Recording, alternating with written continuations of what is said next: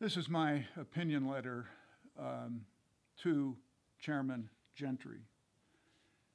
Dear Chairman Gentry, you have requested on behalf of the Tribal Council my independent opinion on aspects of the Upper Basin Agreement of April 18th, 2014.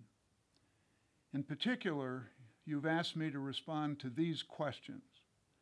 First, whether the agreement is reasonable, given the fact that the Klamath tribes are a sovereign water rights holder. And second, how the agreement is likely to affect future generations of tribal members and treaty resources. By way of brief summary, these are my answers to those questions. First, yes, the agreement is reasonable, even excellent, given the tribe's status as a sovereign water rights holder. Second, sovereigns, tribes or otherwise, rarely have the opportunity to take sweeping actions that will bring an array of significant benefits to sovereignty, culture, and economic and social well-being that will affect its citizens for many generations to come. For the Klamath tribes, this agreement is such an opportunity. At the outset, I want to acknowledge limitations on my ability to fulfill this important assignment. This agreement is complex and is tied directly to two other highly complex agreements, the Klamath Basin Restoration Agreement, the KBRA, and the Klamath Hydroelectric Settlement Agreement, KHSA. I was not directly involved in the long and elaborate negotiations of any of those agreements, and so I lack the kind of detailed information that can come only from in-depth knowledge of the negotiations. At the same time, I've spent my career since the early 1970s working on land and water issues in the American West. Developments in the Klamath Basin involving the Klamath tribes have long been a special interest of mine as an attorney at the Native American Rights Fund representing members trying to limit the effects of termination. Representing the tribes when I was on the law faculty at the University of Oregon in drafting the tribe's first Fish and Wildlife Code, and working with the tribes during restoration. As for the KBRA, KHSA, and Upper Basin Agreement, I've been following these developments closely since the early 1990s, since it was apparent that they were becoming leading issues in water policy in the American West and Indian country. In all, I believe that as a result of my professional background and personal experience, I am well positioned to respond to your questions. The first subject is the agreement's water rights, water use provisions. The key parties to the Upper Basin Agreement are the Klamath tribes, who have the broad objectives of watershed restoration and economic development. And the other key party is the off-project irrigators, who have the broad objective of receiving sufficient water to continue raising crops. The irrigators had opposed the KBRA and KHSA and refused to negotiate on any matters that involved any changes to their irrigation practices. The matter came to a head in March 2013 when the Oregon Water Resources Department issued its final order of determination, in which the tribes were determined to hold the #1 priority date of time immemorial. And the Water Resources Department found also that many of the tribal rights called for in-stream flows for ecological protections. In the spring of 2013, the tribes, as the senior rights holder, and the Klamath Reclamation Project made calls on the river. The state enforced those calls, which shut down most irrigation by the off-project irrigators. The tribes had an incentive to negotiate, since the support of the KBRA and KHSA by the off-project irrigators would greatly increase the chances of congressional passage of the KBRA and KHSA.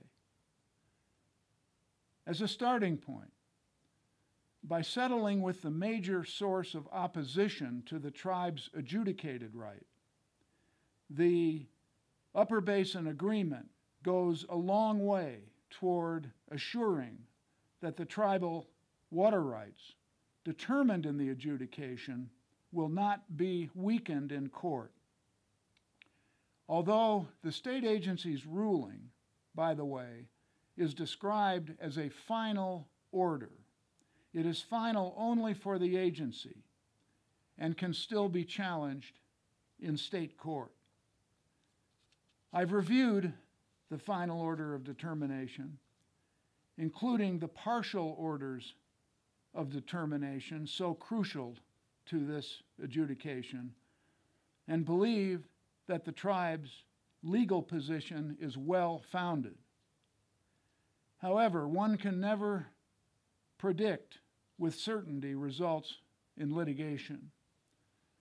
Some other parties have filed exceptions in the circuit court, but still, settling with the irrigators in this fashion resolves a large part of the concern over having tribal rights limited by the courts.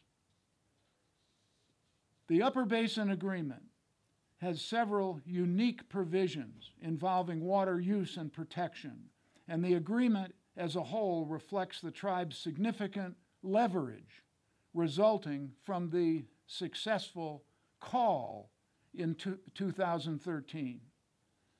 In a most unusual provision, the off-project irrigators have agreed to retire 18,000 acres of irrigated farmland, which will return 30,000 acre-feet of water to the river.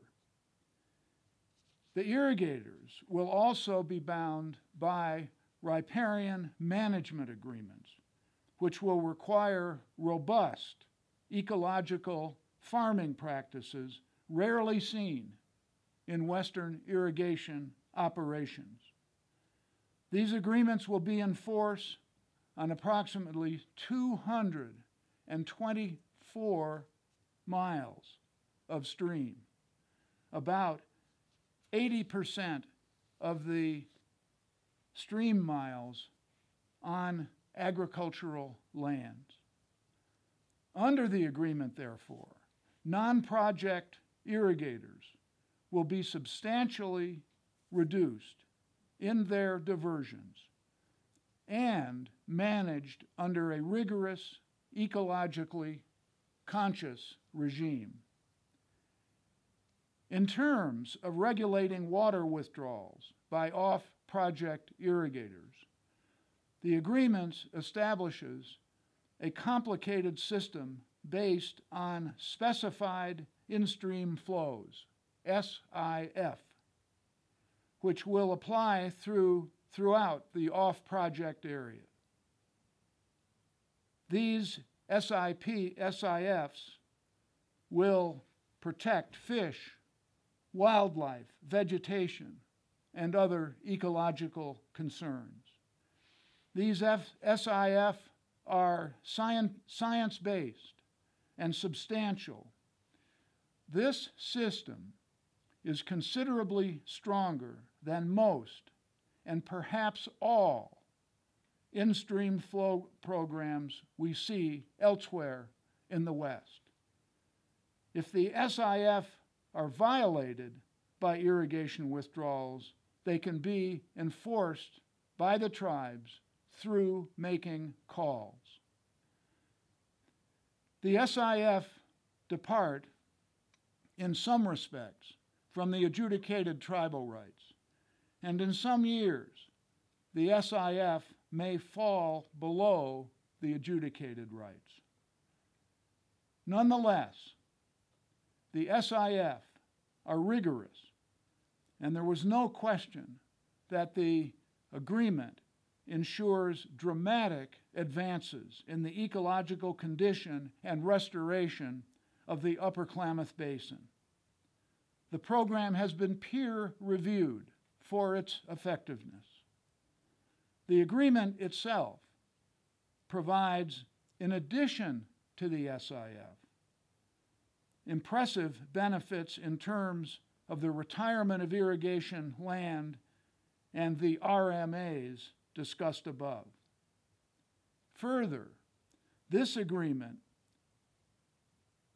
in addition to resolving significant legal concerns as to tribal water rights, paves the way for the congressional approval of the KBRA and KHSA, which provide extraordinary basin restoration benefits. And, as discussed next, the agreement includes benefits to the tribes beyond measures specifically involving water. Second subject, additional benefits to the tribes.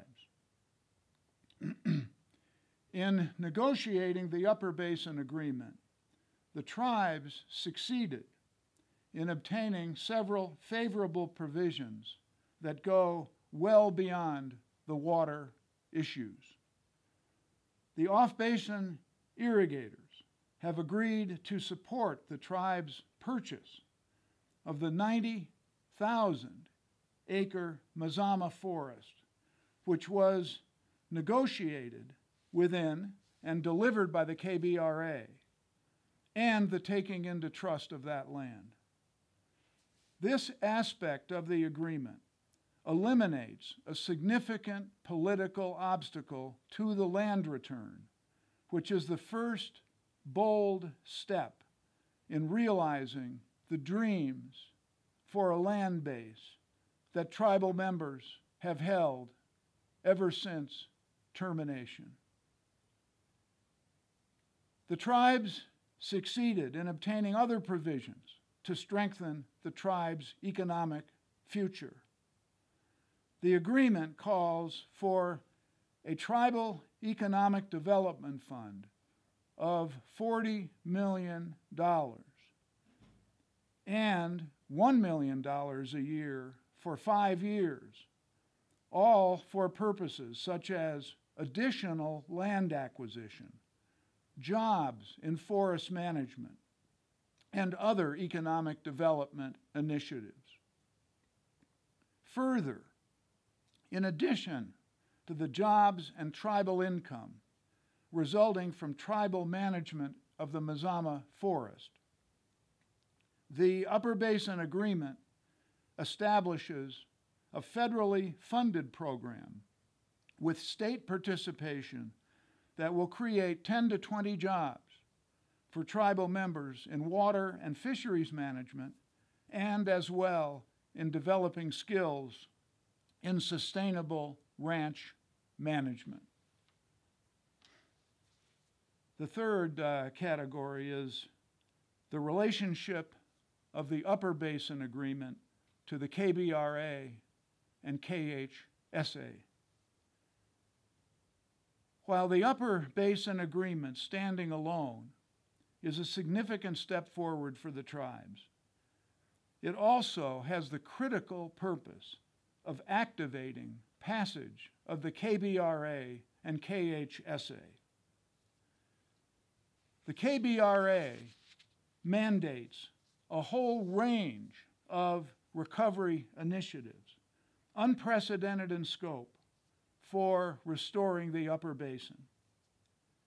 By every analysis, this ambitious program will bring great benefits to the salmon, wildlife, vegetation, rivers, marshes, economy, and people of the upper basin, especially the tribes.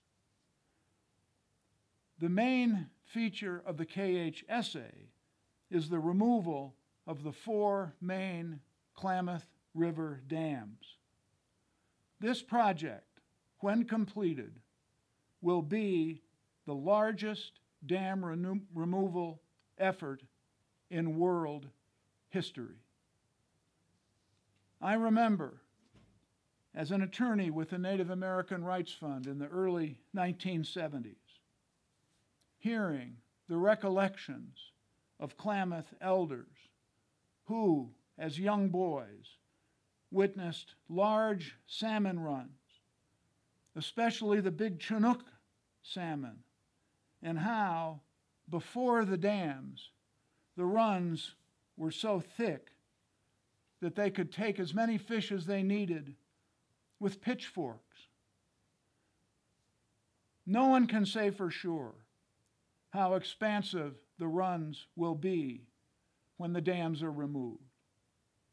But if the early returns on the Elwha River after that dam removal on the Olympic Peninsula is any indication, there's good reason for optimism for the Klamath Basin and the Klamath people.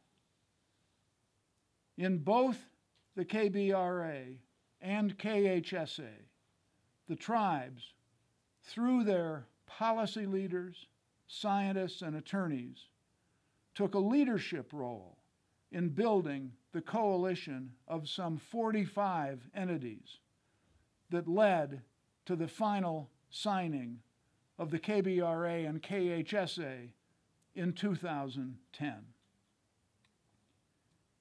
In a normal time, the KBRA and KHSA would have sailed through Congress based on the extraordinary broad support evidenced by the coalition. But Congress has been in gridlock, and the initiatives have stalled. The Upper Basin Agreement has changed that. Under the terms of the agreement, the off-project irrigators, once the most vocal opponents, now support the initiatives. This gives life to the KBRA and KHSA, and the benefits in the Upper Basin Agreement make the package even more attractive. On May 24th of this year, the package was introduced in the United States Senate by all 4 Oregon and California senators.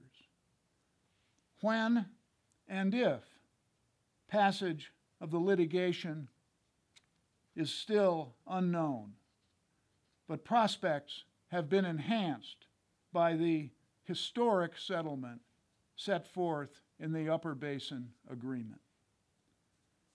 And the fourth and last category is conclusion. I understand from the media and tribal members that there's been opposition to the Upper Basin Agreement from within the Klamath tribes. This is understandable. So much damage has been done to the Klamath tribes over the long course of history.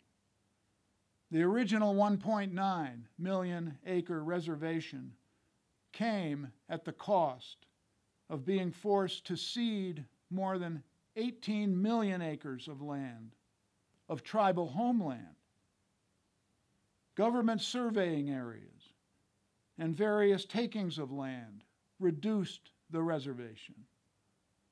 Allotment imposed the loss of 1/4 of the reservation. Termination, also forced on the tribes, was a disaster.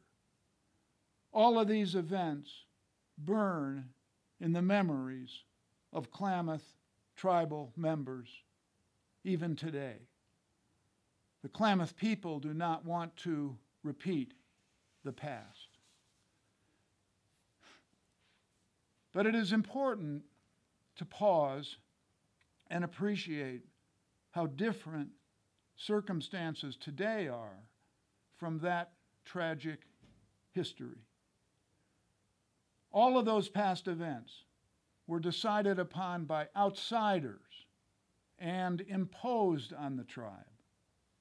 In the case of the KBRA, KHSA, and Upper Basin Agreement, the tribes were a driving force in the coalition that included the states of Oregon and California, the Department of Interior, the Forest Service, the National Marine Fisheries Service, several environmental groups, commercial fishing organizations, and the Klamath Reclamation Project. The Klamath tribes, and the Yurok tribe as well, were widely recognized as frontline leaders in that effort. And much of the complex strategy came from them. The tribal lawyers were deeply knowledgeable, definitely among the most able of the many attorneys representing all the organizations working on the project. Tribal scientists, I can remember a time when tribes didn't even have scientists, were especially influential because so many of the issues depended upon identifying the environmental problems and devising the best scientific strategies for addressing them. I remember a discussion with a top official of one of the major environmental organizations, which strongly supported the agreements. But I knew that that organization had little or no scientific capacity. I asked that top official how his environmental organization made sure the best science was being used so that this organization could comfortably support the agreements. What did he do? Did he call upon university professors? I asked him. Speaking of the Klamaths and Yuroks, he replied, I always checked first with the tribal scientists. I always wanted to know what they thought. During this effort for Klamath Basin restoration, contrary to the past events that so debilitated the tribes, the Klamaths have been on the offensive the entire time. Rather than responding to outside directives cooked up by outside interests, as always happened in the past, the tribes successfully developed their own positions and convinced all manners of groups, including several federal agencies and Pacific Corp, the operator of the Klamath River dams, to accept the tribe's positions. The Klamath doggedly pursued their water rights for nearly 40 years in the Klamath Basin adjudication and emerged with an order recognizing their time immemorial rights that has become the envy of Indian country. The Klamaths put that order to use in the spring of 2013 when the tribes so courageously and wisely made the call on the rivers, on the diversions of the off-project irrigators. The Klamaths then proceeded to leverage that call to achieve the remarkable Upper Basin Agreement with the irrigators, which almost everyone thought impossible. What the tribes have done here is the exact opposite of termination. It is full-scale self-determination. The accomplishments at Klamath epitomize what tribes across the country are working toward, assuming that the Upper Basin Agreement, KBRA, and KHSA are approved by Congress. The tribes will have installed their priorities as the priorities of several federal and state agencies. They will have taken the lead in restoring a major natural system. They will have established meaningful water rights. They will have established a cutting-edge scientific staff and program for healing the land. They will have brought a large parcel of lost tribal land back into tribal ownership. They will have created a substantial fund for tribal economic development, created jobs for tribal members, and acted in full accordance with the tribe's sacred, traditional, cultural values. If that isn't an example of full-blown modern tribal sovereignty, then what is? Thank you again for asking me to take on this assignment. I very much enjoyed it and hope that it is useful to you, the Tribal Council, and the Klamath tribes. My best regards, Charles Wilkinson.